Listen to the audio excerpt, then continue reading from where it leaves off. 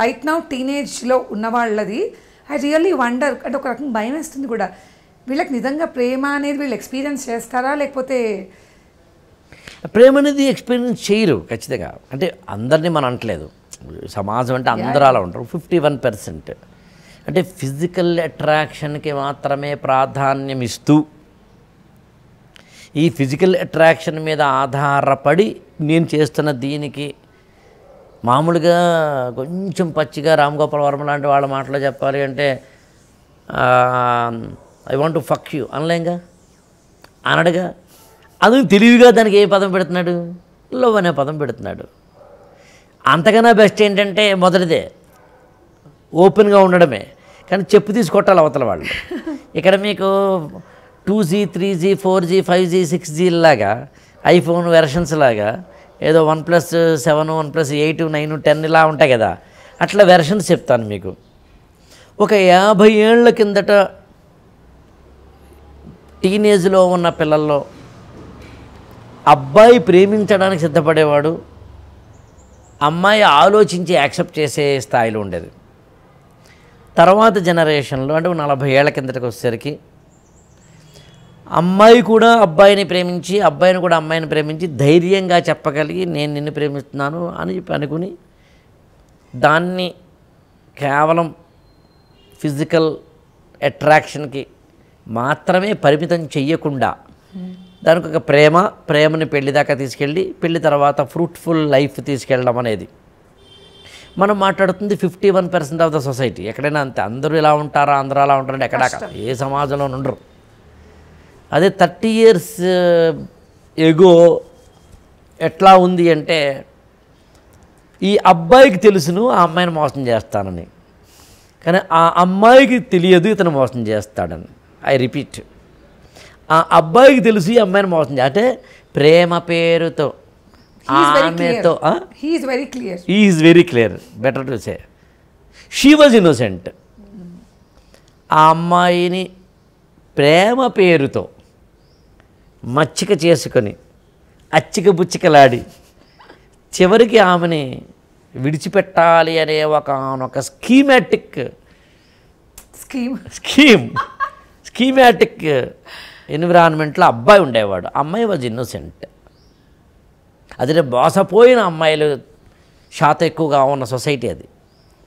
20 ఏళ్ళ కిందకి వచ్చేసరికి ఇద్దరికి క్లారిటీ ఉంది, ఇదేమి పెళ్లి దాకా ఫట్ అని, ఇదేమి హిట్ దాకా తీసుకెళ్లే సినిమా కాదు. అతను కనుక ఏ కారణం చేతనైనా నేను నిన్ను ప్రేమిస్తున్నాను అని అన్నా, బాబు నేనేదో కాలేజీలో బాగుండదు కదా అని చెప్పి సరదాగా ఏదో కాలేజీకి తీసుకెళ్ళడానికి వాటికి ఏదో డ్రాపింగ్ పిక్కింగ్ అప్ ఇలాంటి వాటి కోసం నేను వాడుకున్నాను తప్ప అని ఈ అమ్మాయికి ఆ అబ్బాయికి కూడా తెలిసిన ఒకనొక స్టేజ్. నేను మళ్ళీ చెప్తున్నాను, అందరూ కాదు, ఎక్కడా కూడా ఎప్పుడు అందరూ అనేది కానే కాదు. ఇవాళకి వచ్చేసరికి ఏంటంటే చాలా స్పష్టంగా ఇద్దరికి ఆడికి నేను మాత్రమే కాదులే ఇంకా 2-3 ఉన్నారని ఇద్దరికి క్లారిటీ ఉంది. అరే ఈమె కూడా 2-3 ఉన్నారా, మనం ఒక్కడమే కాదు, కానీ ఎందుకు అప్పారావో సుబ్బారావో ఎవరో ఒకరు అలా ఉన్నారని ఈ అబ్బాయికి క్లారిటీ ఉండి డిగ్రీలోనూ పీజీలోనూ బీటెక్లోనూ 4 ఏళ్ళో 3 ఏళ్ళో మెడిసిన్లోనూ సరదాగా గడపడానికి నాకు కూడా ఒక బాయ్ ఫ్రెండ్ గర్ల్ ఫ్రెండ్ ఉన్నారని స్టేటస్ సింబల్గా చెప్పుకోవడానికి దానికి ఎక్స్టెన్షన్గా లివింగ్ అప్ రిలేషన్. మీ ఇద్దరు లివింగ్ రిలేషన్ కారణం ఏంటి సార్? అంటే సొసైటీ, టెక్నాలజీ, ఇప్పుడు సినిమాలు అన్నీను, సోషల్ మీడియా, ఇప్పుడు అన్నిటికీ కలిపి సింగిల్ పదం మాత్రం టెక్నాలజీ. ఇప్పుడు ఒకప్పుడు టెక్నాలజీ వేరు కదా, ఒక 50 ఏళ్ళకి యాక్సెస్ లేదంటారా ఎక్కువ మంది? ఖచ్చితంగా లేదు, ఇప్పుడు యాక్సెస్ ఎక్కువైపోయింది. 50 ఏళ్ల కిందట ఒక అమ్మాయిని ఒక అబ్బాయి మాట్లాడాలంటే పరిస్థితి ఏంటి చెప్పు?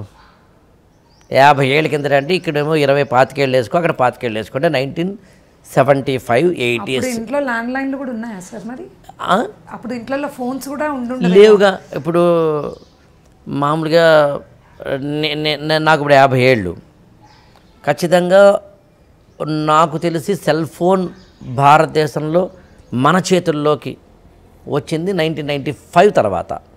ఓకే 2000 నుంచి అంటే 25 ఏళ్ల కిందట 2000 నుంచి సెల్ ఫోన్ అనేది మన చేతుల్లోకి కొంచెం కామన్గా వచ్చింది. 2005 బెటర్ టు సే 2010కి వచ్చేసరికి మొబైల్ ఫోన్ అనేది అందరి చేతిలోకి వచ్చింది, ఇంటర్నెట్ వచ్చింది, సోషల్ మీడియా వచ్చింది. అప్పట్లో ఆర్కుట్ ఇంకోటి ఉండేవాళ్ళు, ఈమెయిల్ వచ్చింది, దాంతోపాటు మనకి ఫేస్బుక్, ట్విట్టర్, ఇన్స్టా, ఇవన్నీ ఏం చేస్తున్నాయి మనిషిని ఎక్కువ యాక్సెస్ ఉంది, యాక్సెసిబిలిటీలో తీసుకొచ్చాయి. అప్పుడు ల్యాండ్ లైన్ ఉందనుకో, నేను నీతో మాట్లాడాలంటే నేను ల్యాండ్ లైన్కి ఫోన్ చేయాలి, నా దగ్గర కూడా ఉండాలి ల్యాండ్ లైన్. ల్యాండ్ లైన్ అనేది ఏంటి, నువ్వు ఇలా బొసాన్ వేసుకుని రూమ్లో తీసుకెళ్ళేది కాదు కదా, హాల్లో ఉంటుంది. నాన్న అక్కడ కూర్చుని పేపర్ చదువుతుంటాడు, అమ్మేమో కిచెన్లో వంట చేస్తూ ఉంటుంది, అన్నయ్య ఏమో ఇక్కడ కూర్చుని ఏదో మ్యాథ్స్ చేసుకుంటూ ఉంటాడు, చెల్లెలేమో అక్కడ ఉంటుంది. గీతాంజలిను సినిమా అప్పట్లో. హలో గీత ఉందా? ఎవరో ఏమిటో అడుగు. నాగార్జున హీరోగా, అక్క ఫోన్ వచ్చింది, నిన్ను ఎవరో రమ్మంటున్నారు. పెళ్లి చేసుకుందాం అని చెప్పింది, ఎప్పుడు ఎలా అని అడగాలి. ఎవరినో పెళ్లి చేసుకుంటానన్నట్టుగా ఎప్పుడు ఎలాగా పెళ్లి చేసుకుంటావా అని అడుగుతున్నారు. దిస్ వాజ్ లౌడర్ వాయిస్ అందరూ వినేది. ఇప్పుడైతే యాక్సెసిబిలిటీ లేదో కోరికలు ఎప్పుడు ఉంటాయి, మనిషి కోరికలు ఎందుకు ఉండవు? అండ్ ప్రైవసీ అనేది ప్రతి ఒక్కరికి, ప్రైవసీ ఎప్పుడైతే లేదో, సీక్రసీకి ఎప్పుడైతే ప్రాధాన్యం ఉండదో, అప్పుడు ఆటోమేటిక్గా మనిషి తక్కువ తప్పులు చేస్తాడు. అంతే. ప్రైవసీ అండ్ సీక్రసీకి ఎప్పుడైతే ప్రాధాన్యం పెరిగిందో మనిషి ఎక్కువ తప్పులు చేస్తాడు. అందుకని మీకు ఇప్పుడు నాకు తెలిసినంత వరకు ఓయో రూములు లాంటి వాటికి సంబంధించి ఒక 5 ఏళ్ల కిందట 4 ఏళ్ల కిందట మీరు కావాలంటే చూడండి, couple need not to disclose there personal details to OYO rooms. Okay. And కొన్ని హోటల్స్ మీకు కొంచెం 5 స్టార్ హోటల్స్ లాంటి వాటిలో, వెరీ 5 స్టార్ హోటల్స్ లాంటి వాటిలో you need not to disclose. Very ఇందని చెప్పిన కొన్ని వాటిల్లో you need not to disclose. నేను మాట్లాడుతుంది ఏంటి, వెరీ హై ఎందుకు అంటే ప్రైవసీకి అత్యంత ప్రాధాన్యం ఉంటుంది. వచ్చేవాడు ఎవడు అనేది మిద్దరు ఎవరండి, వైఫ్ అండ్ హస్బెండ్ అని అడిగే పరిస్థితి అక్కర్లేదు. ఉన్న వాళ్ళిద్దరూ వైఫ్ అండ్ హస్బెండ్ అవునో కదా నాకు అనవసరం అనే ఒక పరిస్థితి ఉంటుంది. ఎప్పుడూ కూడా ఇలాంటి బాధలు బందరీలు ఉండేవి మిడిల్ క్లాస్కే, అంటే మిడిల్ క్లాస్ సంబంధించిన ఎన్విరాన్మెంట్లోనే. అందుకని ఎప్పుడైతే ఇద్దరూ ప్రైవేట్గా కలవడానికి అవకాశాలు ఏర్పడతాయో, అందుకే మన చిన్నప్పుడు వాటిలో పార్కులు, కాలవగట్లు, దూర ప్రదేశాలు, ఎక్కడైనా పెళ్ళిళ్ళకి వెళ్ళినప్పుడు పెళ్ళికి సంబంధించిన ఏదో జరుగుతూ ఉంటుంది, కానీ నెమ్మదిగా వీళ్ళిద్దరూ జంప్ అయిపోతారు. They could be A secret place to meet. అలాంటి పరిస్థితి తప్ప అంతకుమించి ఏం కాదు. అందుకని అప్పట్లో లెటర్స్ రాసుకునేవారు, లెటర్స్నేమో పుస్తకాల్లో పెట్టుకుని ఇచ్చేవారు, లేదా ఒక ఫ్రెండ్ ఎవడో దోతగా తీసుకెళ్ళి ఇచ్చేవారు. అప్పట్లో అది ఇష్టం ముదిరి ప్రేమ అవ్వడానికి చాలా టైం పట్టేది, డెఫినెట్గా టైం అయితే పట్టేది. సూపర్ సింపుల్ చెప్పాలంటే. ఇప్పుడేమో లేదు, ఆకర్షణ ఇష్టంగా మారి, ఇష్టం ప్రేమగా మారి, ప్రేమనేమో ప్రపోజల్ చేసి ప్రేమకి పెళ్ళికి మధ్యలో ఏమైనా చిలకొట్టుళ్ళు చేయడానికి అంత అవకాశం ఆనాటి సమాజం ఇచ్చేది కాదు.